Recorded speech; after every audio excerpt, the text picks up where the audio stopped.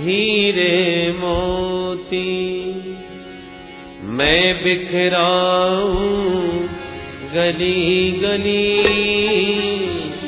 राम नाम के हीरे मोती मैं बिखराऊं गली गली।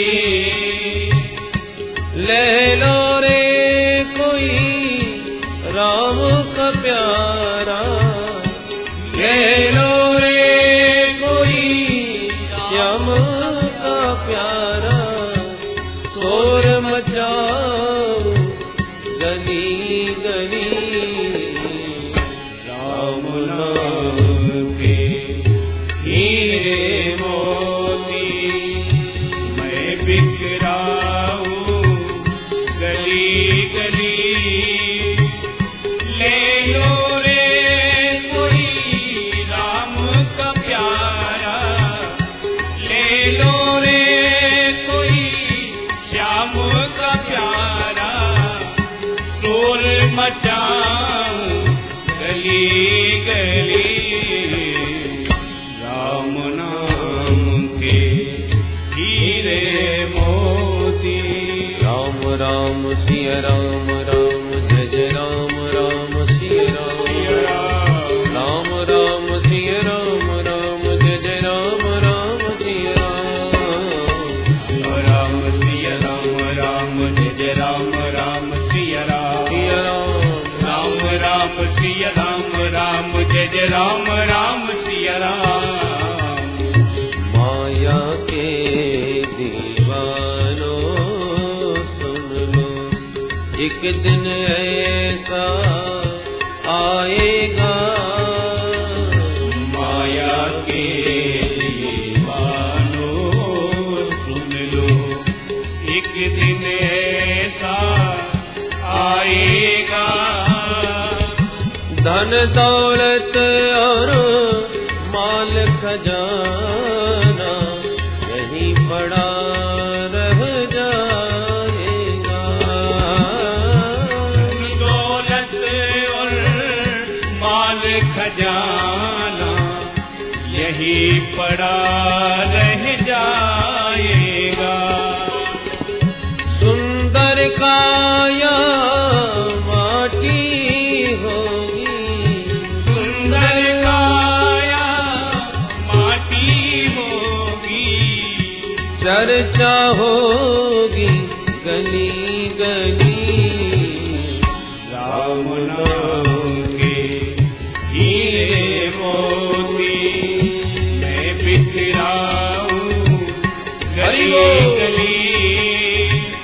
ले लो रे कोई राम का प्यारा, ले लो रे कोई श्याम का प्यारा, शोर मचाऊं गली गली, राम नाम के हीरे मोती।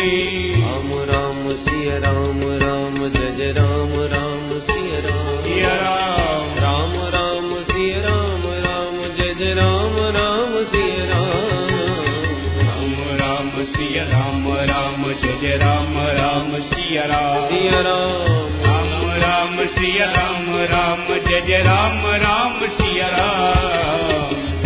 क्यों करता है मेरा मेरा ये तो तेरा मकान नहीं, क्यों करता है मेरा मेरा ये तो तेरा मकान नहीं। झूठे जग में फंसा हुआ है वह सच्चा इंसान नहीं, झूठे जग में फंसा हुआ है वह सच्चा इंसान नहीं। जग का मेला 2 दिन का है, जग का मेला 2 दिन का है, अंत में होगी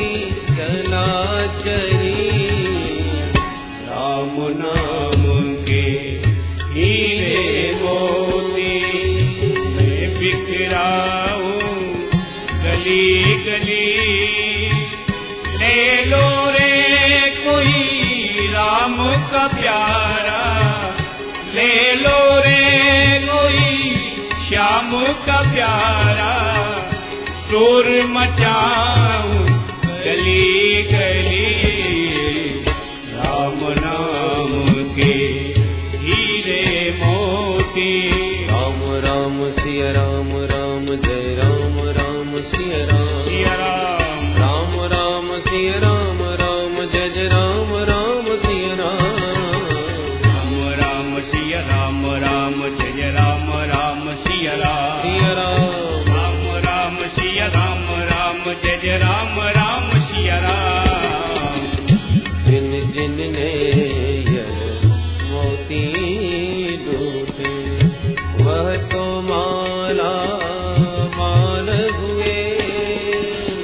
जिन जिन ने यह मोती लूटे, वह तो माला माल हुए। धन दौलत के बने पुजारी, आखिर वह कंगाल हुए। धन दौलत के बने पुजारी, आखिर वह कंगाल हुए। चांदी सोने वालों सुन लो, चांदी सोने वालों सुन लो, बात सुनाऊं खरी खरी। राम नाम के हीरे मोती, मैं बिखराऊं गली गली। ले लो रे कोई राम का प्यारा, ले लो रे कोई श्याम का प्यारा, शोर मचाऊं गली गली। राम नाम के हीरे मोती। राम राम सिया राम राम जय राम राम सिया राम, सिया राम राम राम सिया राम राम जय राम राम सिया राम, राम राम सिया राम राम जय जय राम राम सिया राम, सिया राम राम राम सिया राम राम जय जय राम राम सिया राम। बोलो राम राम सिया राम राम जय राम राम सिया राम, सिया राम राम राम सिया राम राम जय राम राम सिया राम, राम राम सिया राम राम जय जय राम राम सिया राम, सिया राम राम राम सिया राम राम जय जय राम राम सिया राम। जय जय राम राम सिया राम, जय जय राम राम सिया राम, जय जय राम राम सिया राम, जय जय राम राम सिया राम, जय जय राम राम सिया राम। बोल भक्तवत्सल भगवान की जय, श्रीमद्भागवत महापुराण की जय। जय जय श्री राम।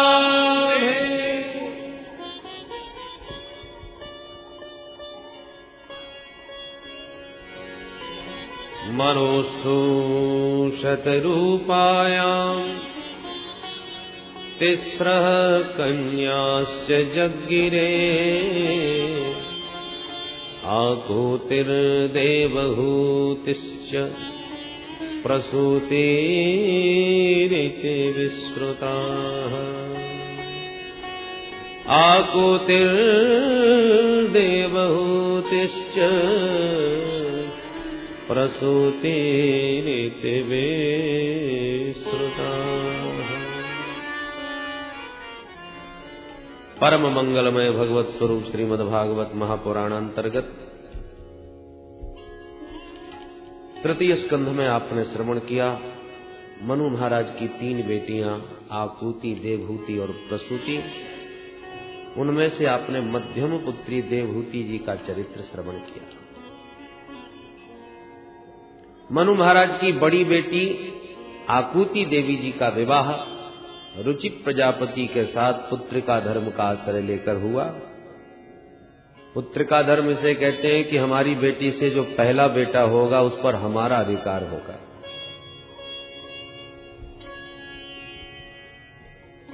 इस शर्त पर रुचि प्रजापति से देवी आकुति का विवाह हुआ। इनके घर साक्षात भगवान यज्ञ नारायण प्रकट हुए। बोल यज्ञ भगवान की।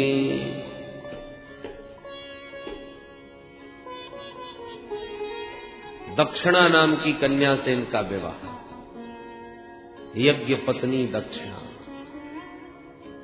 इसलिए बिना दक्षिणा के यज्ञ अपूर्ण माना जाता है।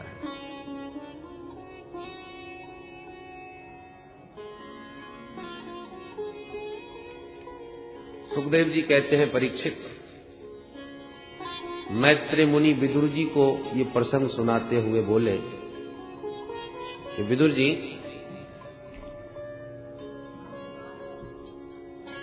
अरे इस मैया को भगाओ यहां से।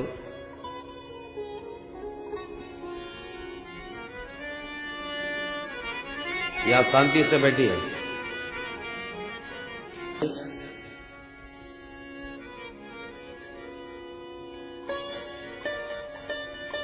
देवहूति मां के जो 9 बेटियां हुई थी, उनमें अनुसुईया नाम की पुत्री का विवाह अत्रि मुनि से हुआ। इनकी कोई संतति नहीं हुई, तो अत्रि मुनि ने तप किया। उस तपस्या से प्रसन्न होकर के तीनों देव प्रकट हो गए, ब्रह्मा विष्णु महेश। परम ब्रूया। अत्रि मुनि ने हाथ जोड़ के कहा, भगवान मैंने तो एक को पुकारा था और मेरे सामने तो 3-3 खड़े नजर आ रहे हैं।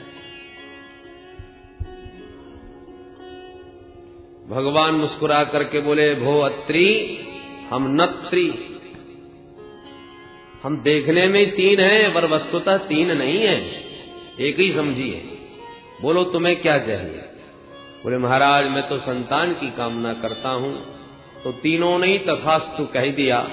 फलस्वरूप तीनों ही बेटा बन गया।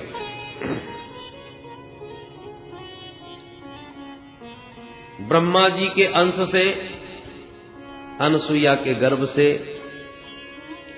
चंद्रमा का जन्म हुआ। भगवान शिव के अंश से अनुसुईया मां के गर्भ से दुर्वासा मुनि का जन्म हुआ। और भगवान नारायण के अंश से, विष्णु के अंश से अनुसुईया मां के गर्भ से साक्षात भगवान दत्तात्रेय महाराज का प्राकट्य हुआ। बोल दत्त भगवान की। दत्तात्रेय मुनि भगवान के अवतार। सोमो भूत ब्रह्मणोंसेन दत्तो विष्णोस्तु योगवित् दुर्वासा शंकरस्यांसो निबोधांगिर सप्रजा।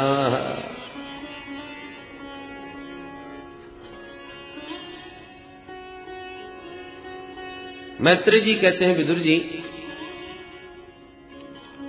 मनु महाराज की जो सबसे छोटी तीसरी बेटी थी, नाम था जिसका प्रसूति। उन प्रसूति देवी का विवाह दक्ष प्रजापति के साथ में हुआ, जिनके 16 बेटियां हुई। उन 16 कन्याओं में 13 कन्या श्री धर्म जी के साथ ब्याही। धर्म की 13 पत्नियां, श्रद्धा, दया, तितिक्षा, श्री, ह्री, मूर्ति, ये सब धर्म की पत्नियां हैं। उनमें धर्म की मूर्ति नामक पत्नी के गर्भ से भगवान नर और नारायण ऋषि रूप में प्रकट हुए। बोल नर नारायण भगवान की। ये आज भी बद्रीनाथ में विराजमान है।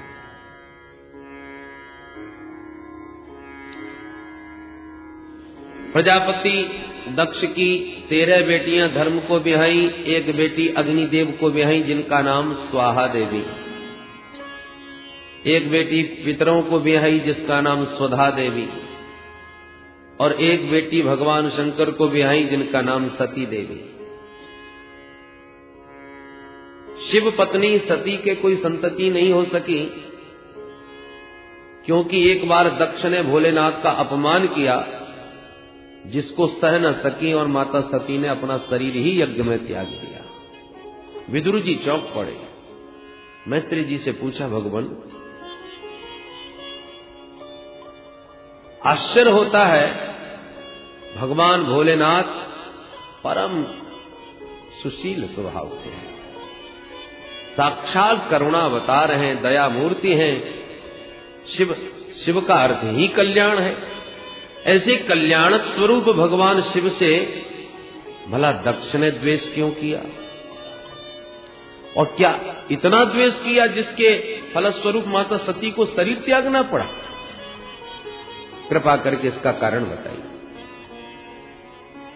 मैत्रेय जी कहते हैं, सुनिए विदुर जी,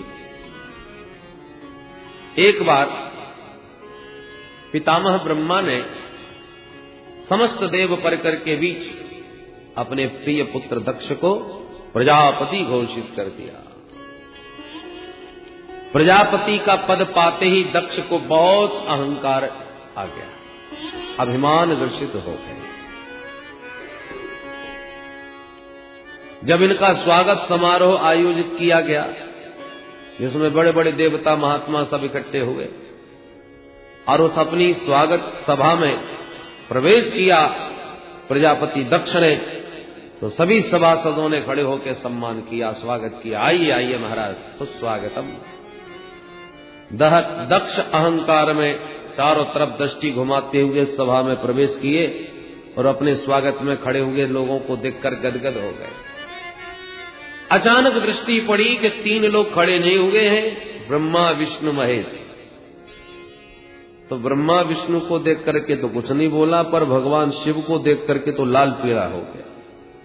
ये तो मेरा दामाद है, मैंने अपनी बेटी सती इसको ब्याही है, इसने मेरा सम्मान क्यों नहीं किया? बस अपनी सभापति की गद्दी पर बैठे और बैठते ही भाषण चला। श्रूयताम ब्रह्मर्षयो में सहदेवा सहाग्नय साधूनां ब्रुवताओ व्रक्तम नाज्ञानान च मत्सरात्। श्रूयताम, सावधान होकर के सब सुन लीजिए। सभासद सावधान हो गए, भाई सभापति कुछ कहने वाले हैं, कोई विशेष ही बात होगी, अन्यथा सभापति का भाषण अंत में होना चाहिए। ये आते ही सभापति जी ने बोलना प्रारंभ कर दिया तो कोई खास बात होगी।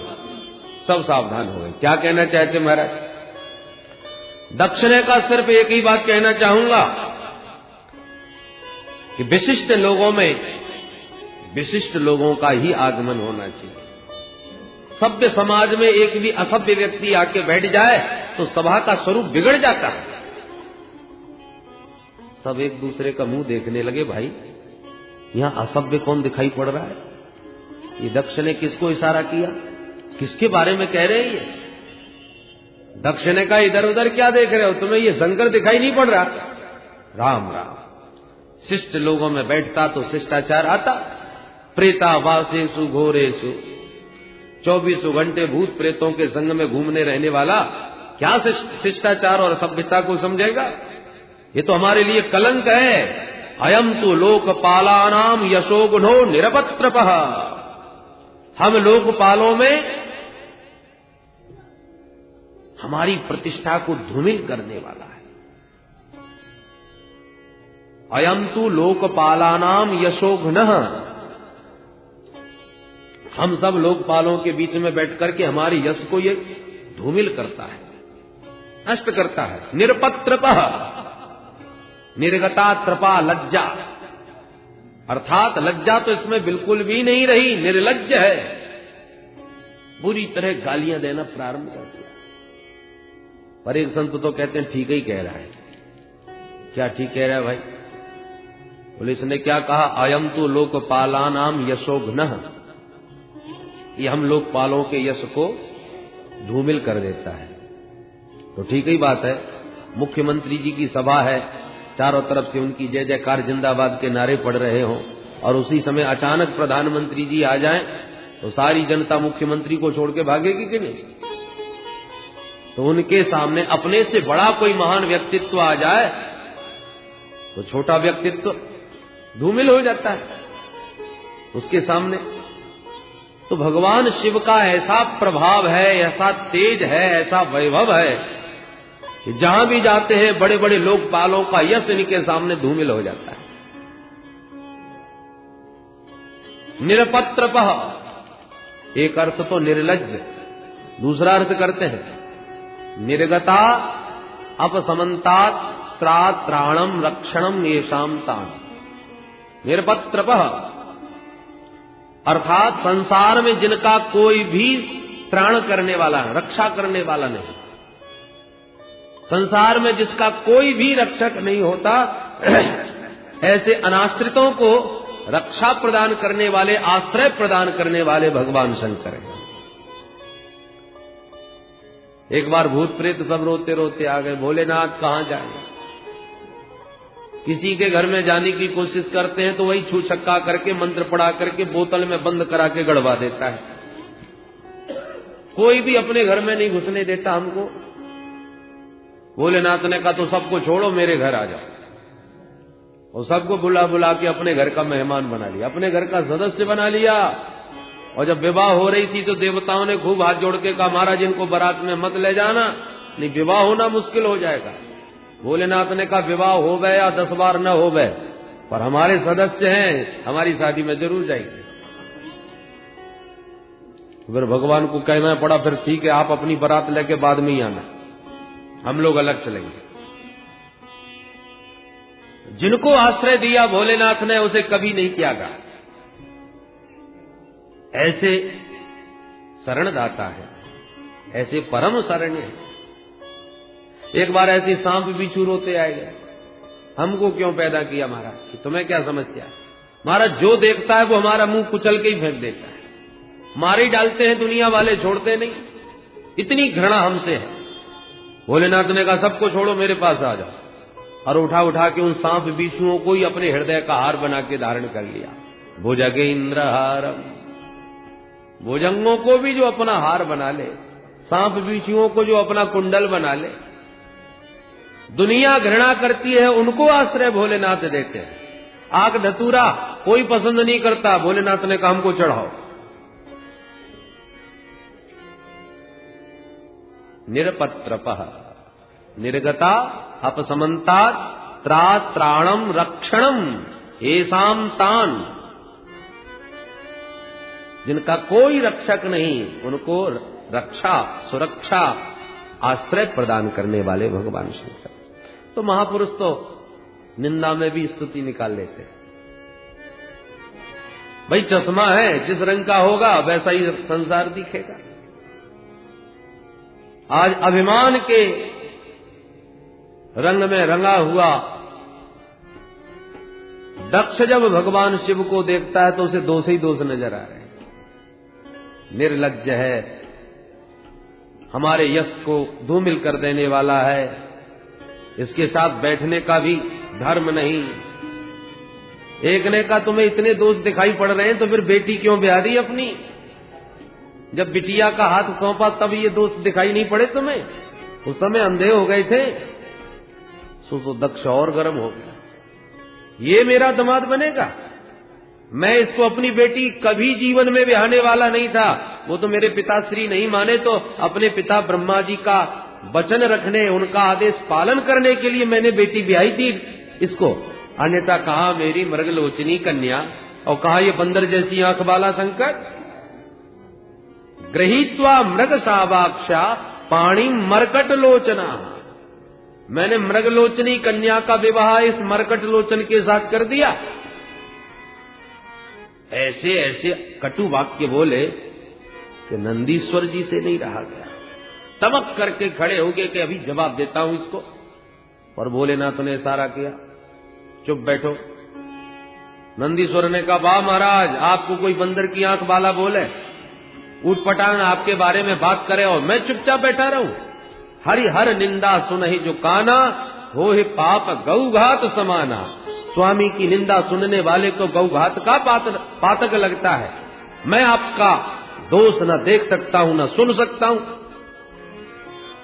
भोलेनाथ मुस्कुरा पड़े, अरे भाई कोई बात नहीं, गाली दे रहे तो क्या हुआ, हमारे ससुर जी ही तो है। और बेटा ससुराल की गाली सबको सुननी पड़ती है। अंतर इतना है कि और लोग शादी में गाली सुनते हैं, हम शादी के बाद सुन रहे हैं। तुम भी सुन लो। अनुमति नहीं मिली तो नंदीश्वर बेचारे मन मार के रह गए, ठीक है महाराज सुनो। और दक्ष का दुस्साहस बढ़ता ही चला गया। स्थिति ये आ गई क्रोध में भरे दक्ष ने अंततो गत्वा भगवान शिव को शाप भी दे डाला, आज के बाद इस शंकर को किसी भी यज्ञ में कोई भाग न दिया जाए। जब शाप दिया तो नंदीश्वर से अब रहा नहीं गया और तमक करके खड़े होकर के बोला, हे प्रजापति दक्ष, तुझे ये पद क्या मिल गया? तू इतना अभिमान हो गया, अभिमान में भर गया। जब से आया है तब से बड़बड़ाता जा रहा है हमारे भोलेनाथ के अपमान में, इसलिए जा, मेरा शाप है, तेरे को बकरे का ही मुंह लग जाए। भृगु जी खड़े होकर के दाढ़ी पर हाथ घुमा के बोले, हे नंदीश्वर, ये ससुर दमाद का आपसी झगड़ा तू बीच में क्यों बोला? मैं भी शाप देता हूं शिव जी के गण पाखंडी हो जाए। शिव जी के सारे गण खड़े हो गए, हे बुढ़े बाबा, तूने हमको पाखंडी कैसे कहा? हम भी शाप देते तेरे जैसे चाटुकार ब्राह्मण भिगमंगा बन जाए। सार्वभक्षाद्विजातयः। भोलेनाथ ने कहा, राम राम, ये स्वागत समारोह हो रहा है या शाप समारोह हो रहा है? सब एक दूसरे पर शाप दिए जा रहे हैं, आक्षेप लगाते जा रहे हैं। भोलेनाथ को लगा कि सब गड़बड़ हमारी वजह से हुआ है, इसलिए हम ही यहां से खिसक जाते हैं। भोलेनाथ ने तुरंत अपने गणों को शांत किया, भाई सब शांत रहो और चलो अपने घर वापस। और समस्त गणों को शांत करके भोलेनाथ तो चले गए कैलाश में वापस। पर दक्ष के हृदय का क्रोध अभी शांत नहीं हुआ। मन में एक गांठ लग गई, रही मन धागा प्रेम का, मत तोड़ो चटकाए, टूटे से फिर ना जुड़े और जुड़े गांठ पर जाए। एक बार धागा टूट गया तो आप गांठ लगा करके जोड़ तो सकते हो, पर वो गांठ अलग चमकती रहती है कि यहां से टूटा है। ऐसी प्रेमी जनों में लोगों के द्वारा सुलह तो कराया जा सकता है, सामंजस्य, परंतु वो सामंजस्य चाहे जितना हो जाए, मन में एक गांठ तो लगी रहती है। उस दिन ये ऐसा बोला था मेरे से।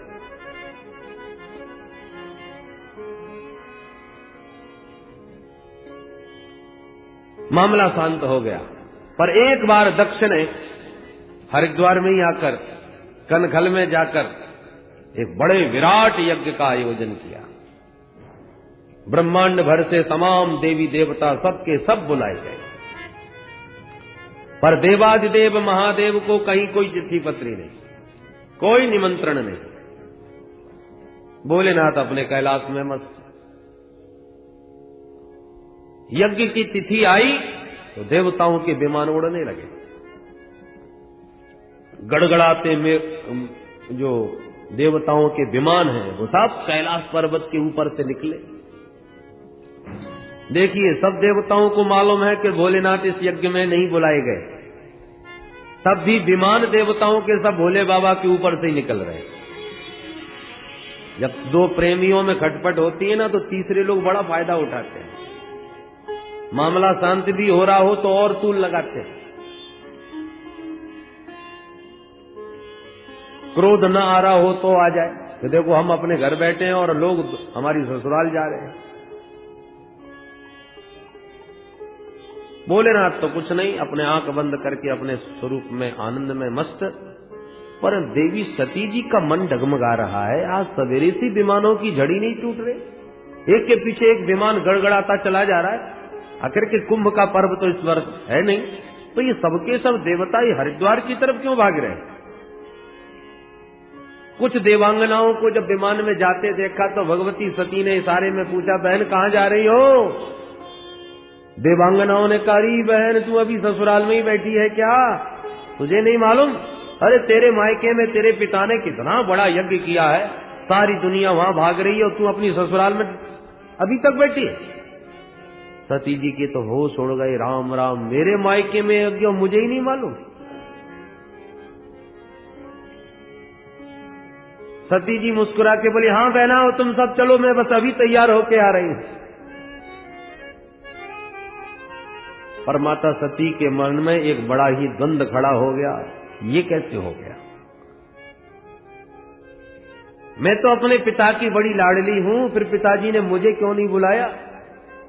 अब ये सब कारण तो वहां जाने के बाद ही पता चलेगा, पर बिना निमंत्रण के मेरे भोले बाबा तो संभवतः जाने वाले नहीं। क्या करूं? अच्छा, एक बार कोशिश तो करके देखती हूं। माता सती जी ने आकर के भोले बाबा के चरण दबाने प्रारंभ कर दी।